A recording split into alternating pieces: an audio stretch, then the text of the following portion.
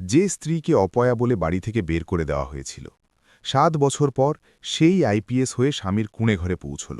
তারপর যা হলো তা দেখে মানবতাও কেঁদে ফেলল। বন্ধুরা, সকালের হালকা রোদ সবেমাত্র উঠোনে নামতে শুরু করেছিল, কিন্তু সেই বাড়ির ভেতরে যেন অন্ধকার ছড়িয়েছিল। উনুনে লাখা রুটি পুড়তে শুরু করেছিল, আর সবিতার চোখে জল ভাসছিল। এই জল রুটির ধোঁয়ার জন্য নয়, বরং সেই শব্দগুলোর কারণে বেরিয়েছিল যা গত ৬ মাস ধরে প্রতিদিন তার হৃদয়কে ক্ষতবিক্ষত করছিল। অপয়া বিয়ের পর সেই বাড়িটিকে নিজের মন্দির ভেবেছিল। প্রতিদিন সকালে সবার আগে উঠে সারা বাড়ির কাজ করত, শাশুড়ির পা টিপে দিত, স্বামীর জন্য রান্না করত। কিন্তু তার ভাগ্যে কখনো ভালোবাসা জোটেনি, শুধু গঞ্জনা জুটেছে। আজ আবার সেটাই হয়েছিল।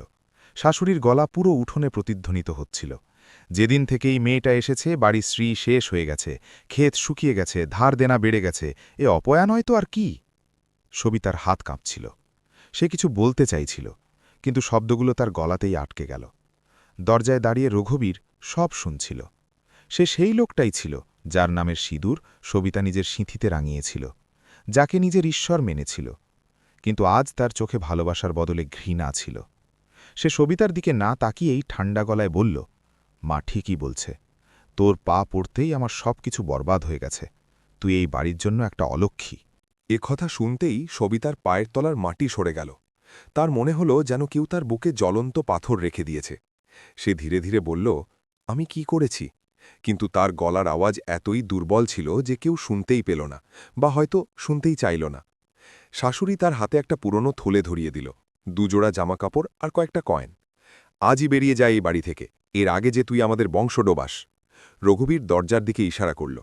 সে এক মুহূর্তের জন্য থামল। তার চোখ বাড়ির প্রতিটি কোণ দেখছিল, সেই দেওয়ালগুলো যেগুলোতে সে গোবর লেপেছিল, সেই উনুন যেখানে সে প্রথমবার রুটি বানিয়েছিল, সেই চৌখাট যেখানে সে প্রথমবার পা রেখেছিল।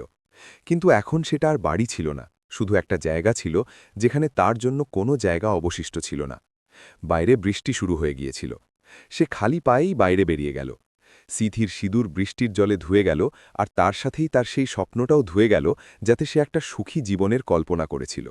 বাস স্ট্যান্ডে পৌঁছাতে পৌঁছাতে তার জামাকাপড় ভিজে গিয়েছিল এবং হৃদয় পাথরে পরিণত হয়েছিল।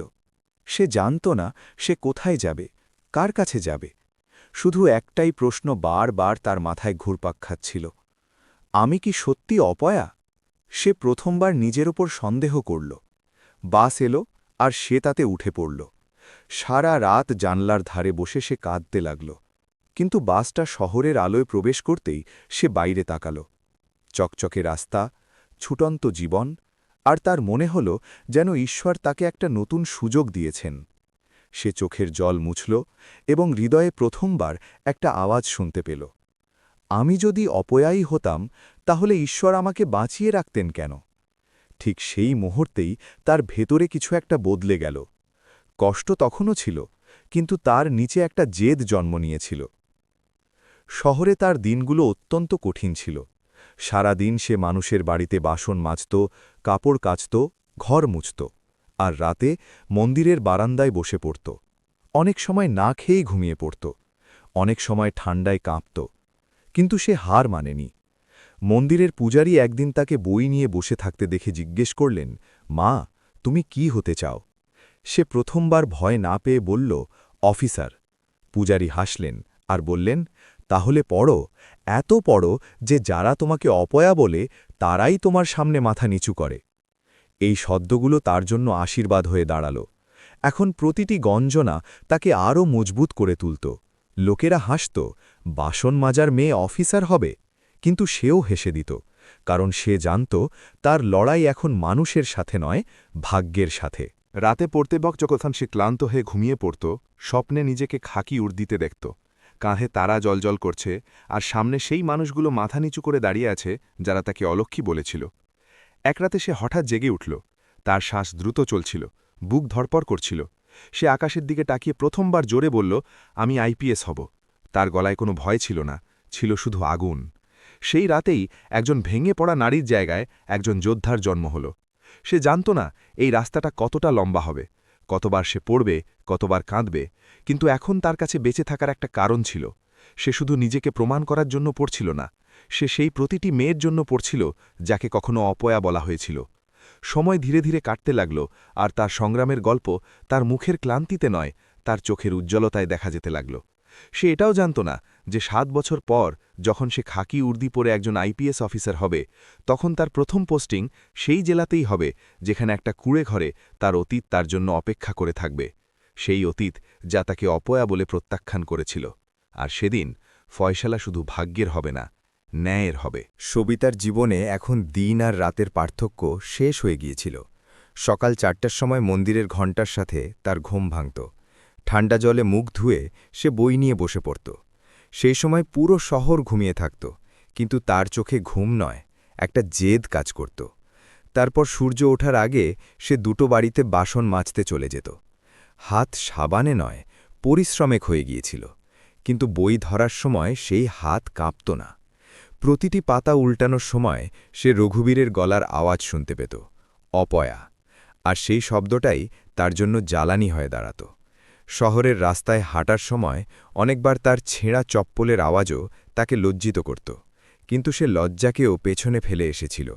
সে এখন শুধু একটাই জিনিস দেখতে পেত, ইউপিএসসির বই, নোটস আর সেই খাকি উর্দি, যা এখন শুধু তার স্বপ্নেই ছিল। মন্দিরের পূজারী তাকে পুরনো বই এনে দিয়েছিলেন। সেই বইগুলোর পাতা হলুদ হয়ে গিয়েছিল, ধারগুলো ছেঁড়া ছিল, কিন্তু তার কাছে সেগুলো কোনো গুপ্ত ধনের চেয়ে কম ছিল না। সে প্রতিটি লাইন এমনভাবে পড়ত যেন তাতে তার ভাগ্য লেখা আছে। এমন অনেক রাত এসেছে যখন পেটে ব্যথা খিদের জন্য নয়, শূন্যতার কারণে হতো। সে জল খেয়ে ঘুমিয়ে পড়ত, কিন্তু ঘুমের মধ্যেও তার ঠোঁট বিড়বিড় করত। লক্ষ্মীকান্ত, সংবিধান, ইতিহাসের মতো বইগুলোই যেন তার পরিবার হয়ে গিয়েছিল। মাঝে মাঝে সে মন্দিরের উঠোনে বসে অন্য বাচ্চাদের স্কুলে যেতে দেখত, আর এক মুহূর্তের জন্য তার হৃদয় ভেঙে যেত। তার নিজের ছোটবেলার কথা মনে পড়ত, যা দারিদ্র্য এবং বাল্যবিবাহের বলি হয়েছিল। কিন্তু পরমুহূর্তেই সে নিজেকে সামলে নিত। কেঁদে কিছু হবে না সবিতা, তোকে জিততে হবে। একদিন যখন সে তৃতীয় বাড়ি থেকে কাজ করে বেরোচ্ছিল, তখন মালিক হাসতে হাসতে বলল, আরে তুই এখনও পড়ছিস, অফিসার হবি? আর বাকি সবাইও হেসে ফেলল। সেদিন প্রথমবার সবিতার চোখে জল আসেনি। সে হেসে বলল, হ্যাঁ, হব। তার গলায় এতটাই আত্মবিশ্বাস ছিল যে এক মুহূর্তের জন্য সবাই চুপ হয়ে গেল। সেদিনই সে ঠিক করল যে এখন সে অন্যের বাড়িতে কাজ কম করবে আর পড়াশোনা বেশি করবে। সে একটা ছোট্ট কোচিং সেন্টারে পরিষ্কারের কাজ নিল। দিনের বেলায় সে ঝাড়ু দিত, ঘর মুছত, আর রাতে ওই ক্লাসরুমেই বসে পড়ত। সেখানকার ব্ল্যাকবোর্ডে শিক্ষকরা যখন ইউপিএসসি টপারদের গল্প বলতেন, সে পেছনে বসে চুপচাপ শুনতে থাকত। প্রতিটি গল্প তাকে তার স্বপ্নের কাছাকাছি নিয়ে যেত। ধীরে ধীরে সে নোটস তৈরি করতে শুরু করল, পুরনো প্রশ্নপত্র সমাধান করতে শুরু করল, এবং তার চোখে এখন ভয়ের জায়গায় আত্মবিশ্বাস আসতে শুরু করল। কিন্তু জীবন এতটাও সহজ ছিল না।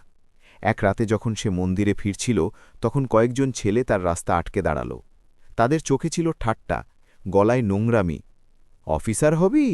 আগে আমাদের কথা শোন। সেই মুহূর্তে সবিতার বুক ধড়ফড় করতে লাগল। তার গ্রামের সেই রাতের কথা মনে পড়ে গেল, যেদিন তাকে বাড়ি থেকে বের করে দেওয়া হয়েছিল। কিন্তু এবার সে সেই ভীত মেয়েটা ছিল না। সে জোরে চিৎকার করল, পাশে পড়ে থাকা ইট তুলে নিল এবং পুরো শক্তি দিয়ে সামনের ছেলেটার দিকে ছুঁড়ে মারল। তার চিৎকার এতই জোরে ছিল যে আশেপাশের লোকেরা দৌড়ে এলো আর ছেলেগুলো পালিয়ে গেল। সেদিন রাতে সবিতা খুব কাঁদল, কিন্তু এই কান্না ভয়ের ছিল না, শক্তির ছিল। সে নিজেকে আয়নায় দেখল আর বলল, তুই আর দুর্বল নোস। সময় কাটতে লাগল। প্রথমবার সে প্রিলিমিনারি পরীক্ষা দিল এবং ফেল করল। সেদিন তার হাত থেকে বই পড়ে গেল। তার মনে হলো যেন তার সমস্ত পরিশ্রম বৃথা গেল। মন্দিরের কোণে বসে সে অনেকক্ষণ ধরে কাঁদল। তার মাথায় আবার সেই আওয়াজটা প্রতিধ্বনিত হতে লাগল, অপয়া। কিন্তু তখনই পূজারী তার কাছে এলেন আর বললেন, হার তখনই হয় যখন মানুষ চেষ্টা করা ছেড়ে দেয়। তুই তো এখনও দাঁড়িয়ে আছিস। এ কথা শুনে সে চোখের জল মুছল এবং আবার বই তুলে নিল। এবার তার পড়াশোনায় একটা নতুন পাগলামি চলে এসেছিল। দ্বিতীয় বছর সে আবার পরীক্ষা দিল। এবার প্রিলি পাশ করল, তারপর মেন্স দিল। প্রতিটা পেপারের পর সে মন্দিরে গিয়ে ঈশ্বরের সামনে মাথা নিচু করে প্রণাম করত। সে জানত যে সে নিজের সবটুকু দিয়ে চেষ্টা করেছে। যখন ইন্টারভিউয়ের ডাক এলো, তখন তার হাত কাঁপতে লাগল, সে প্রথমবার নিজের জন্য নতুন জামাকাপড় কিনল, একটা সাধারণ সালোয়ার স্যুট। ইন্টারভিউয়ের দিন যখন সে ঘরে প্রবেশ করল, বোর্ডের সামনে দাঁড়িয়ে তার গ্রামের উঠোনের কথা মনে পড়ে গেল। কিন্তু এবার তার চোখে জল ছিল না, ছিল শুধু আত্মবিশ্বাস। মাসের পর মাস উদ্বেগের পর রেজাল্ট বেরোল। সেদিন মন্দিরের বাইরে ভিড় জমেছিল, কারণ কেউ একজন মোবাইলের লিস্ট খুলে রেখেছিল। সবিতা দূরে দাঁড়িয়ে কাঁপছিল। সে নিজের নামটা খোঁজার সাহস পেল না। তখনই পূজারী জোরে চিৎকার করে উঠলেন, সবিতা আইপিএস! এক মুহূর্তের জন্য তার মনে হলো যেন পৃথিবীটা থেমে গেছে। তার কানে শুধু আওয়াজটা প্রতিধ্বনিত হতে লাগল, আইপিএস, আইপিএস! সে সেখানেই মাটিতে বসে পড়ল এবং অঝরে কাঁদতে লাগল। 7 বছরের কষ্ট, খিদে, অপমান, গঞ্জনা সব চোখের জলে ধুয়ে গেল। সেদিন মন্দিরের বারান্দায় বসে থাকা বাসন মাজার মেয়েটি মরে গেল এবং একজন আইপিএস অফিসারের জন্ম হল। কিন্তু ভাগ্যের খেলা এখনও শেষ হয়নি। ট্রেনিংয়ের পর যখন তার প্রথম পোস্টিংয়ের অর্ডার তার হাতে এলো, সে ফাইলটা খুলল। জেলার নাম পড়েই তার শ্বাস আটকে গেল। সেই একই জেলা, সেই গ্রাম, সেই জায়গা যেখান থেকে তাকে অপয়া বলে তাড়িয়ে দেওয়া হয়েছিল। তার আগুল কাঁপতে লাগল। 7 বছর আগে যে চৌখাট থেকে তাকে ধাক্কা দিয়ে বের করে দেওয়া হয়েছিল, আজ সেই চৌখাটেই সে উর্দি পড়ে যাবে। আর এবার সে কোনো একা মেয়ে নয়, সে হবে আইন। ট্রেনিং শেষ হবার পর সবিতা যখন প্রথমবার পুরো উর্দি পরে আয়নায় নিজেকে দেখল, তখন কয়েক মুহূর্তের জন্য তার বিশ্বাসই হচ্ছিল না যে সেই মেয়ে যাকে একদিন অপয়া বলে বাড়ি থেকে বের করে দেওয়া হয়েছিল। খাঁকি উর্দি তার কাঁধে নয়, তার সংগ্রামের উপর জ্বলজ্বল করছিল। কাঁধের তারাগুলো শুধু পদের চিহ্ন ছিল না, সেগুলো সেই রাতগুলোর সাক্ষী ছিল যখন সে খালি পেটে পড়াশোনা করেছিল, সেই গঞ্জনাগুলোর সাক্ষী ছিল যেগুলো সে চুপচাপ সহ্য করেছিল। সে ধীরে ধীরে তার টুপিটা তুলল, মাথায় ঠেকাল এবং মনে মনে বলল, আজ বাবা মা বেঁচে থাকলে কত খুশি হতেন। তারপর হঠাৎ তার সেই চৌখাটের কথা মনে পড়ে গেল, সেই বৃষ্টি, সেই সিঁদুর যা ধুয়ে গিয়েছিল, এবং এক মুহূর্তের জন্য তার মনটা ভারী হয়ে গেল। কিন্তু পরের মুহূর্তেই সে নিজেকে সামলে নিল। এখন সে শুধু সবিতা ছিল না, সে ছিল আইপিএস সবিতা সিং। সরকারি জিপ গ্রামের দিকে এগিয়ে যাচ্ছিল। রাস্তার দুপাশে সেই একই ক্ষেত ছিল, সেই কাঁচা রাস্তা, সেই পুকুর, কিন্তু আজ সবকিছু অন্যরকম লাগছিল। 7 বছর আগে সে এই রাস্তা দিয়ে মাথা নিচু করে কাঁদতে কাঁদতে গিয়েছিল, আর আজ সেই রাস্তাই তাকে সেলাম জানাচ্ছে। গ্রামের বাইরে জিপটা থামতেই লোকজনের ভিড় জমতে শুরু করল। বাচ্চারা প্রথমবার এত কাছ থেকে পুলিশের জিপ দেখেছিল। বয়স্করা দূরে দাঁড়িয়ে ফিসফিস করছিল, নতুন আইপিএস ম্যাডাম এসেছেন। সবিতা জিপ থেকে নামল, তার জুতোর আওয়াজ মাটিতে প্রতিধ্বনিত হচ্ছিল। সে চারদিকে চোখ বলাল, আর তার দৃষ্টি সেই গলিতে গিয়ে স্থির হল যেখানে তার জীবন সবচেয়ে বড় মোড় নিয়েছিল। সেই গলির শেষ মাথায় একটা ভাঙাচোরা কুঁড়ে ঘর দাঁড়িয়েছিল। চালের অর্ধেকটা খোসা করেছিল, দেওয়ালের মাটি খসে গিয়েছিল। সেটা দেখেই সবিতার বুক ধড়ফড় করতে লাগল। সে ধীরে ধীরে সেদিকে এগোল। প্রতিটি পদক্ষেপের সাথে সাথে অতীত তার সামনে খুলে যাচ্ছিল। সেই উঠোন, সেই উনুন, সেই জায়গা যেখানে তাকে ধাক্কা দেওয়া হয়েছিল। কিন্তু আজ সেখানে নিস্তব্ধতা বিরাজ করছিল। সে দেখল কুঁড়েঘরের বাইরে একটা রোগা লোক খাটিয়ায় বসে কাশছে। তার চুল উস্কো খুস্কো ছিল, জামাকাপড় ছেঁড়া ছিল, চোখে ক্লান্তি ছিল। সবিতা এক মুহূর্তের জন্য তাকে চিনতে পারল না, কিন্তু যখন সে মনোযোগ দিয়ে দেখল, তার হৃৎস্পন্দন যেন থেমে গেল। সে ছিল রঘুবীর। 7 বছরের সময় তাকে বুড়ো করে দিয়েছিল। সে সেই লোকটাই ছিল যে তাকে একদিন অপয়া বলেছিল, কিন্তু আজ তার অবস্থা কোনো ভিখারির চেয়েও খারাপ ছিল। তার কাছে একটা ভাঙা বালতি, 2টো পুরনো বাসন আর একটা ছেঁড়া কম্বল ছিল। সবিতার পা সেখানেই থেমে গেল। তার ভেতরে অনেক আবেগ একসাথে জেগে উঠল, রাগ, কষ্ট, অপমান, আর কোথাও অনেক গভীরে লুকিয়ে থাকা সেই পুরনো ভালোবাসা, যা এখন শুধু একটা স্মৃতি হয়ে দাঁড়িয়েছিল। তার সাথে আসা পুলিশ কর্মীরা এগিয়ে গেল, কিন্তু সবিতা হাত তুলে তাদের থামিয়ে দিল। রঘুবী মাথা তুলে তাকাল। সামনে দাঁড়িয়ে থাকা উর্দি পরা মহিলাকে দেখে সে ঘাবড়ে গেল। সে খাটিয়া থেকে ওঠার চেষ্টা করল, কিন্তু দুর্বলতার কারণে পড়ে গেল। ম্যাডাম, আমি কি করেছি? তার গলা কাঁপছিল। সে জানত না যে সামনে দাঁড়িয়ে থাকা মহিলাটি সেই জন যাকে সে একদিন নিজের বাড়ি থেকে বের করে দিয়েছিল। সবিতা কিছুক্ষণ তার দিকে তাকিয়ে রইল। তার মনে 7 বছর আগের সেই বৃষ্টি, সেই গঞ্জনা, সেই ধাক্কা, সবকিছু একসাথে ঘুরপাক খেতে লাগল। সে ভেবেছিল যখন এই দিনটা আসবে তখন সে অনেক কিছু বলবে, তাকে তার প্রতিটি কথার জবাব দেবে, কিন্তু সেই মুহূর্তে তার ঠোঁটে কোনো কথা এলো না। কুড়েঘরের ভেতর থেকে এক বয়স্কা মহিলার আওয়াজ এলো। কে এসেছে রে? সে লাঠি ঠুকতে ঠুকতে বাইরে এলো। এ সেই শাশুড়িই ছিল যে তাকে অপয়া বলে বাড়ি থেকে বের করে দিয়েছিল।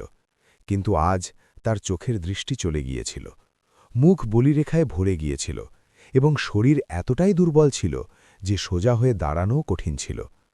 সে সবিতার দিকে তাকালো, কিন্তু চিনতে পারল না। ম্যাডাম, আমাদের কাছে কিচ্ছু নেই, আমাদের জ্বালাবেন না। এ কথা শুনতেই সবিতার বুকে যেন একটা তীর বিঁধল। এই সেই মহিলা যে তাকে অলক্ষী বলেছিল, আর আজ সেই তার সামনে দয়ার ভিক চাইছে। গ্রামের লোকেরা দূরে দাঁড়িয়ে এসব দেখছিল। তারা জানত না এই গল্পটা কতটা পুরনো, কিন্তু বাতাসে একটা অদ্ভুত উত্তেজনা ছিল। সবিতা তার টুপি খুলল, একটা দীর্ঘশ্বাস নিল এবং এক পায়ে এগিয়ে গেল। তার ঠোঁট কাঁপছিল। সে চাইলে সেই মুহূর্তেই তাদের নিজেদের কথার আয়না দেখাতে পারত, তাদের আইনের ভয় দেখাতে পারত, কিন্তু তার ভেতরের কষ্ট আর মানবতা একে অপরের সাথে লড়াই করছিল। রঘুবীর আবার বলল, ম্যাডাম, যদি কোনো ভুল হয়ে থাকে তবে মাফ করে দিন, আমাদের কাছে খাওয়ার মতোও কিচ্ছু নেই। এ কথা শুনে সবিতার চোখে জল চলে এলো। যে লোকটা তাকে একদিন এক মুঠো খাবারের জন্য তড়পেছে, আজ সে নিজেই ক্ষুধার্ত। ভাগ্যের খেলা তার সামনে দাঁড়িয়েছিল, খুব নিষ্ঠুর, খুব নিখুঁত। সে পকেট থেকে রুমাল বের করল, চোখের জল মুছল এবং গলার স্বর শক্ত করল। তোমার নাম কি? রঘুবীর। আর তোমার স্ত্রী? রঘুবীরের চোখ নিচু হয়ে গেল। সে অপয়া ছিল, তাকে বের করে দিয়েছিলাম 7 বছর আগে, তারপর সব বরবাদ হয়ে গেছে। এ কথা শুনতেই সবিতার বুক ধরফর করে উঠল। সে কিছুক্ষণ চুপ করে রইল। গ্রামের বাতাস যেন থমকে গিয়েছিল। এটাই সেই মুহূর্ত ছিল যার জন্য ভাগ্য অপেক্ষা করছিল। সবিতা ধীরে ধীরে বলল, যদি সে ফিরে আসে তাহলে? রঘুবীরের চোখে জল এসে গেল। তাহলে আমি তার পা জড়িয়ে ধরব, তার কাছে ক্ষমা চাইব। সে অপয়া ছিল না, আমি অপয়া ছিলাম। এই কথা শুনে সবিতার চোখ থেকে জল গড়িয়ে পড়ল। 7 বছরের কষ্ট ওই একটা বাক্যে গলে জল হয়ে গেল। কিন্তু গল্প এখনও শেষ হয়নি। এটা শুধু সেই সত্যের শুরু ছিল যা এবার সামনে আসতে চলেছিল। সবিতার সামনে উপস্থিত এই মুহূর্তটা কোনো আদালতের চেয়ে কম ছিল না। পার্থক্য শুধু এইটুকুই ছিল যে এখানকার বিচারকও সে নিজে ছিল, সাক্ষীও সে নিজে, আর অভিযুক্ত তারাই ছিল যারা একদিন তাকে অপয়া বলে তার অস্তিত্বকেই মুছে দিয়েছিল। বাতাসে একটা অদ্ভুত নিস্তব্ধতা ছিল, যেন পুরো গ্রাম দম বন্ধ করে দাঁড়িয়ে আছে। রঘুবীরের চোখে অনুশোচনার সমুদ্র ছিল। শাশুড়ি লাঠির সাহায্যে কাঁপতে কাঁপতে দাঁড়িয়েছিল, আর সবিতার উর্দি রোদে জলজল করছিল। সেই উর্দি যা তার 7 বছরের সংগ্রামের গল্প বলছিল। সে ধীরে ধীরে নিজের টুপিটা হাতে নিল, যাতে সামনে দাঁড়িয়ে থাকা মানুষেরা তার চোখ দেখতে পায়, কারণ আজ কথা আইনের নয়, সত্যের ছিল। সে রঘুবীরকে জিজ্ঞেস করল, তুমি তাকে অপয়া কেন বলেছিলে? রঘুবীরের গলা ভেঙে গেল। কারণ আমি ভয় পেয়ে গিয়েছিলাম। ক্ষেত শুকিয়ে গিয়েছিল, ধার দেনা বেড়ে গিয়েছিল। মা বলেছিল যে ওর জন্যই এসব হচ্ছে, আর আমি সেটা মেনে নিয়েছিলাম। আমি কখনো ওর পরিশ্রম দেখিনি, ওর কষ্ট বুঝিনি। তার কথার সাথে সাথে তার শ্বাসও কাঁপছিল। সবিতা প্রতিটি শব্দ শুনছিল, যেন নিজেরই ক্ষতগুলোর ওপর আঙুল বুলিয়ে দিচ্ছিল। তার মনে পড়ে গেল সেই দিনের কথা, যেদিন সে না খেয়ে পুরো পরিবারের জন্য রান্না করেছিল আর নিজে জল খেয়ে ঘুমিয়ে পড়েছিল। তার মনে পড়ে গেল সেই রাতের কথা, যেদিন জ্বরের ঘোরেও সে উনুন জ্বালিয়েছিল, আর বদলে সে পেয়েছিল শুধু অপয়ার তকমা। শাশুড়ি কাঁপতে কাঁপতে বলল, ম্যাডাম, আমাদের ভুল হয়ে গেছে। ওই মেয়েটা যেতেই আমাদের সব কিছু চলে গেছে। ছেলে অসুস্থ থাকতে শুরু করেছে, ক্ষেত বিক্রি হয়ে গেছে, বাড়ি ভেঙে পড়েছে। হয়তো ঈশ্বর আমাদের শাস্তি দিয়েছেন। তার গলায় অনুশোচনা ছিল, কিন্তু সময়ের থাপ্পড় তার শক্তি ছিনিয়ে নিয়েছিল। সবিতা তাকে দেখল, সেই মহিলা যে তাকে চৌকাঠের বাইরে ঠেলে দিয়েছিল। আজ সে নিজেই কোনো মতে দাঁড়িয়ে আছে। জীবনের চাকা পুরোপুরি ঘুরে গিয়েছিল। গ্রামের লোকেরা এখন ধীরে ধীরে কাছে চলে এসেছিল। সবার নজর সবিতার দিকে ছিল। তাদের মনে হচ্ছিল এখন বড় কিছু হতে চলেছে। হয়তো সে তাদের গ্রেফতার করাবে, হয়তো সে তাদের অপমান করবে, কারণ গ্রামের গল্পগুলোতে সাধারণত এমনটাই হয়ে থাকে। কিন্তু সবিতার মনে কি চলছিল তা কেউ জানত না। তার ভেতরের কষ্ট বারবার বলছিল, এদেরও সেই কষ্টটা অনুভব করাও যা তুই সহ্য করেছিস। কিন্তু তার আত্মা বলছিল, তুই এখানে প্রতিশোধ নিতে নয়, নিজেকে প্রমাণ করতে এসেছিস। সে একটা দীর্ঘশ্বাস নিল এবং পকেট থেকে একটা কাগজ বের করল। সেটা একটা সরকারি প্রকল্পের ফর্ম ছিল। গরিবদের জন্য পাকা বাড়ি, বয়স্কদের জন্য পেনশন এবং রেশন কার্ডের তালিকা। সে তার সাথে আসা কনস্টেবলকে ডাকল এবং বলল, এনাদের নাম লিস্টে জুড়ে দাও। আজ থেকে এরা প্রতি মাসে রেশন পাবে আর এদের কুড়েঘরের জায়গায় পাকা বাড়ি তৈরি হবে। এই কথা শুনতেই গ্রামে ফিসফিসানি শুরু হয়ে গেল। সবার আশা ছিল যে সে শাস্তি দেবে, কিন্তু সে তো সাহায্য করছিল।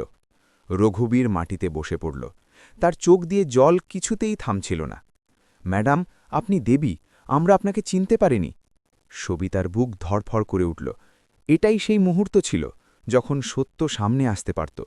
সে ধীরে ধীরে বলল, যদি সেই মেয়েটি ফিরে আসে তাহলে কি তুমি তাকে তোমার বাড়িতে জায়গা দেবে?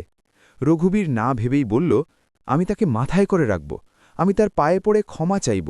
সে অপয়া ছিল না, আমিই অন্ধ ছিলাম। সবিতার চোখ দিয়ে জল গড়িয়ে পড়ল। সে ধীরে ধীরে নিজের টুপিটা আবার মাথায় রাখল, নিজের উর্দির তারাগুলোকে সোজা করল এবং এক পা এগিয়ে গেল। তার গলা এখন শক্ত ছিল, কিন্তু তাতে কষ্টের প্রতিধ্বনি পরিষ্কার শোনা যাচ্ছিল। যে মেয়েটিকে তুমি অপয়া বলেছিলে, সে আজ তোমার সামনে দাঁড়িয়ে আছে।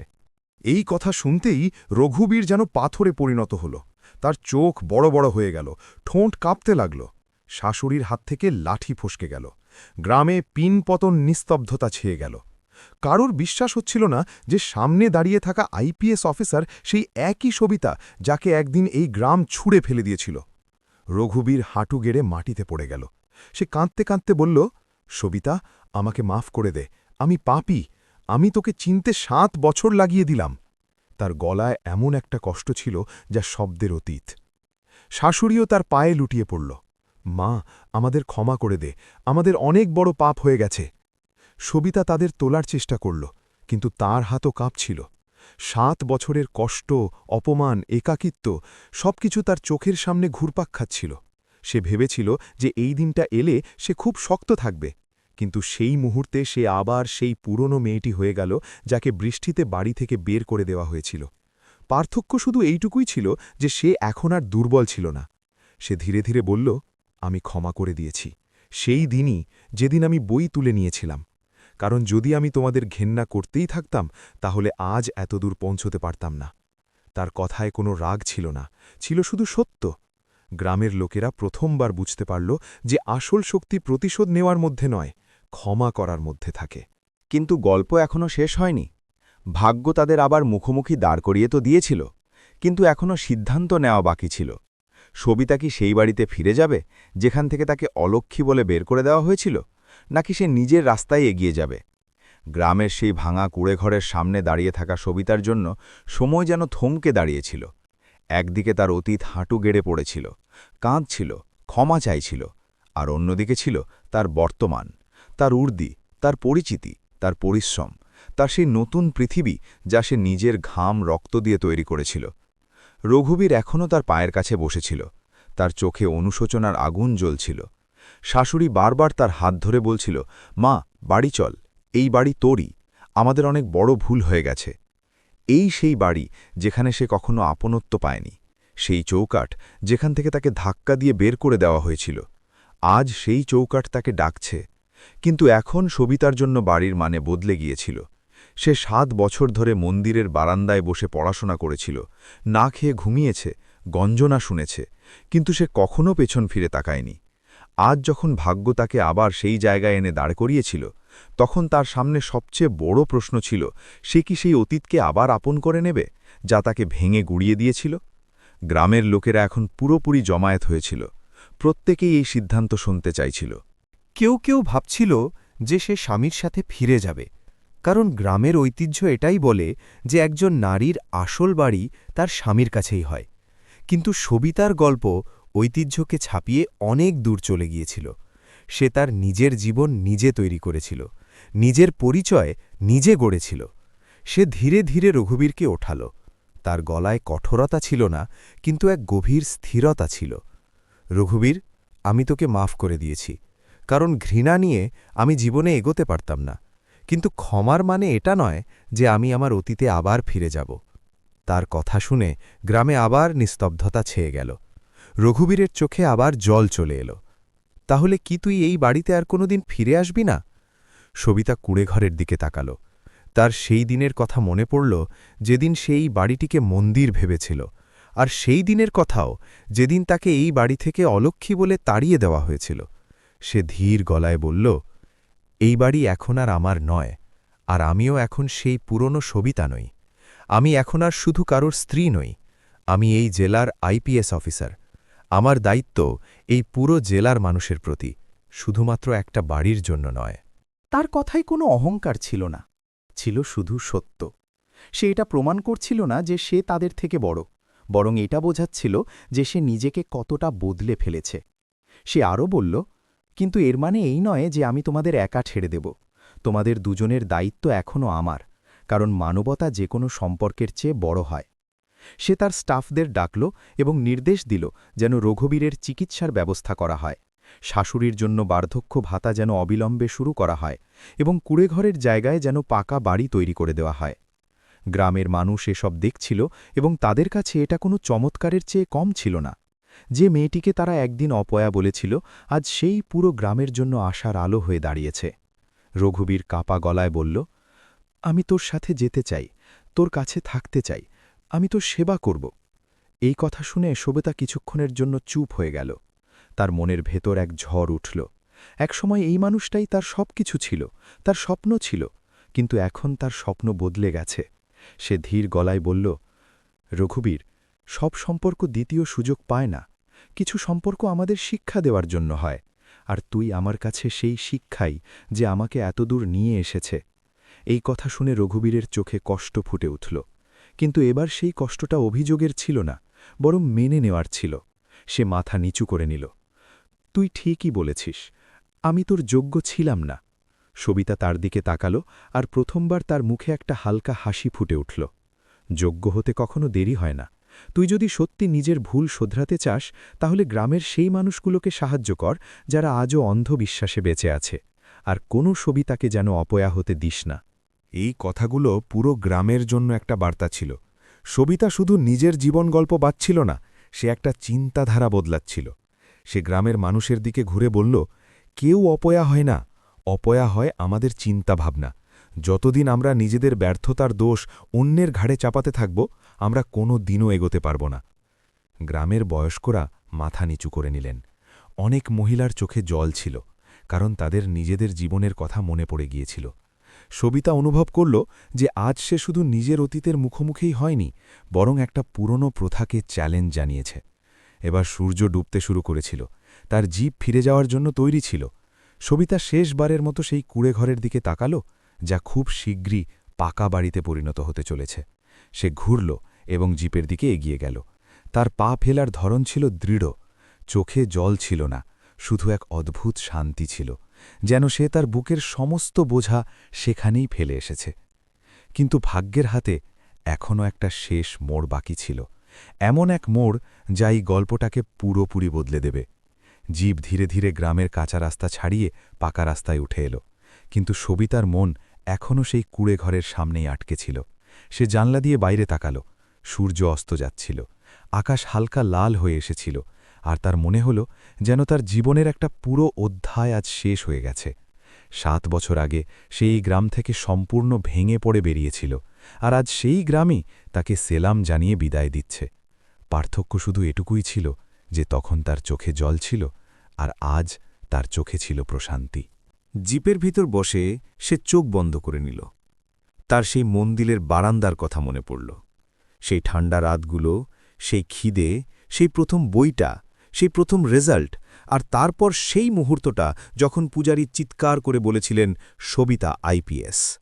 তার ঠোঁটে একটা হালকা হাসি ফুটে উঠল। সে মনে মনে ঈশ্বরকে ধন্যবাদ জানাল। যদি সেদিন তাকে বাড়ি থেকে বের না করা হতো, যদি তাকে অপয়া না বলা হতো, তাহলে হয়তো সে কখনো এই জায়গায় পৌঁছাতে পারত না। কষ্টই তার পথ তৈরি করেছিল, অপমানই তার শক্তি হয়ে দাঁড়িয়েছিল। হঠাৎ তার মোবাইল বেজে উঠল। অন্যদিকে ছিলেন সেই পূজারী মশাই। মা, আজ তোকে টিভিতে দেখলাম, পুরো জেলায় তোর আলোচনা চলছে, তুই অনেক বড় কাজ করেছিস। তার গলায় ছিল গর্ব। সবিতার চোখ জলে ভরে উঠল। বাবা, এসব আপনার জন্যই হয়েছে। যদি সেদিন আপনি আমাকে বইটা না দিতেন তাহলে আজ আমি কোনো বাড়িতে বাসনই মাজতাম। পূজারী মশাই হেসে ফেললেন। না মা, আমি শুধু রাস্তা দেখিয়েছিলাম, হাঁটতে তো তোকেই হয়েছিল। সেই রাতে যখন সে নিজের অফিসে পৌঁছল তখন সেখানে মিডিয়ার লোকেরা অপেক্ষা করছিল। সবাই একটাই প্রশ্ন করছিল, ম্যাডাম, এটা কি সত্যি যে আপনি আপনার স্বামী এবং শাশুড়িকে মাফ করে দিয়েছেন? সবিতা কিছুক্ষণের জন্য চুপ করে রইল। তারপর সে বলল, আমি তাদের নয়, নিজেকে ক্ষমা করেছি। কারণ যতদিন আমরা আমাদের হৃদয় থেকে ঘৃণা না বের করছি ততদিন আমরা জীবনে এগোতে পারব না। তার এই উত্তর পুরো জেলায় একটা নতুন চিন্তাধারার জন্ম দিল। মানুষ প্রথমবার বুঝতে পারল যে আসল জয় প্রতিশোধ নেওয়ার মধ্যে নয়, নিজেকে আরও উন্নত করার মধ্যে লুকিয়ে থাকে। কয়েক মাস পর ওই গ্রামেই একটা নতুন পাকা বাড়ি তৈরি হল। সেই বাড়ির বাইরে একটা ছোট বোর্ড লাগানো ছিল, সবিতা নিবাস। কিন্তু সবিতা সেখানে থাকতে গেল না। সে বাড়িটা রঘুবীর আর তার শাশুড়িকে দিয়ে দিল। সে শুধু একবারই সেখানে গিয়েছিল। গৃহপ্রবেশের দিন গ্রামের মহিলারা তার পা ছুঁয়ে প্রণাম করল। বাচ্চারা তাকে সেলাম জানাল। রঘুবীর দূরে দাঁড়িয়েছিল, তার চোখে এখনও লজ্জা ছিল, কিন্তু সেই সাথে গর্বও ছিল। সে মাথা নিচু করে বলল, তুই আমাকে বেঁচে থাকার এক নতুন মানে শিখিয়েছিস। এবার থেকে আমি গ্রামের বাচ্চাদের পড়াব, কাউকে অন্ধবিশ্বাসের অন্ধকারে বাঁচতে দেব না। সবিতা হেসে বলল, এটাই আমার আসল জয়। সময় কাটতে লাগল। সবিতার নাম গোটা রাজ্যে ছড়িয়ে পড়ল। সে শুধু একজন কড়া আইপিএস অফিসারই ছিল না, বরং সেই সব মহিলাদের কাছে আশার আলো হয়ে উঠেছিল যাদের সমাজ সবসময় দুর্বল ভেবেছে। সে অনেক গ্রামে গিয়ে ভাষণ দিল। মানুষদের বোঝাল যে কারোর দুর্ভাগ্যের দোষ কোনো মানুষের ওপর চাপানো যায় না। ধীরে ধীরে গ্রামগুলোতে বদল আসতে শুরু করল। যেখানে আগে মহিলাদের অপয়া বলা হতো, সেখানে এখন তাদের পড়াশোনা করতে পাঠানো শুরু হলো। একদিন সে ওই মন্দিরের বারান্দাতেই আবার ফিরে গেল, যেখান থেকে তার এই যাত্রা শুরু হয়েছিল। সে সেখানেই বসে চোখ বন্ধ করল। বাতাসে এখনও সেই ঘণ্টার আওয়াজ ছিল, সেই একই প্রশান্তি ছিল। তার মনে হল যেন সে আবার সেই পুরনো সবিতা হয়ে গেছে। তফাৎ শুধু এইটুকুই ছিল যে এখন তার কাছে একটা পরিচয় ছিল, একটা উদ্দেশ্য ছিল। সে ধীরে ধীরে মাটি ছুঁয়ে বলল, এটাই আমার আসল জন্মভূমি। তার চোখের সামনে তার পুরো জীবনটা ঘুরে গেল। সেই মেয়ে যাকে অপয়া বলা হয়েছিল, সেই নারী যে আইপিএস হল, সেই মানুষ যে ক্ষমা করতে শিখল, এবং সেই অফিসার যে সমাজের চিন্তাধারা বদলে দিল। সে অনুভব করল যে তার এই গল্প কোনো একটা বাড়ির নয়, হাজার হাজার বাড়ির গল্প। সূর্য আবার অস্ত যাচ্ছিল, কিন্তু এবার তার মনে কোনো অন্ধকার ছিল না। সে আকাশের দিকে তাকাল আর মুচকি হাসল। এখন তাকে কারুর কাছে কিছু প্রমাণ করার ছিল না। তার জয় অন্য কারুর হার ছিল না, বরং একটা নতুন চিন্তাধারার সূচনা ছিল। আর সেদিন থেকে গ্রামে যখনই কেউ কোনো মেয়েকে অপয়া বলার চেষ্টা করত, তখন লোকেরা সাথে সাথে বলে উঠত, কেউ অপয়া হয় না,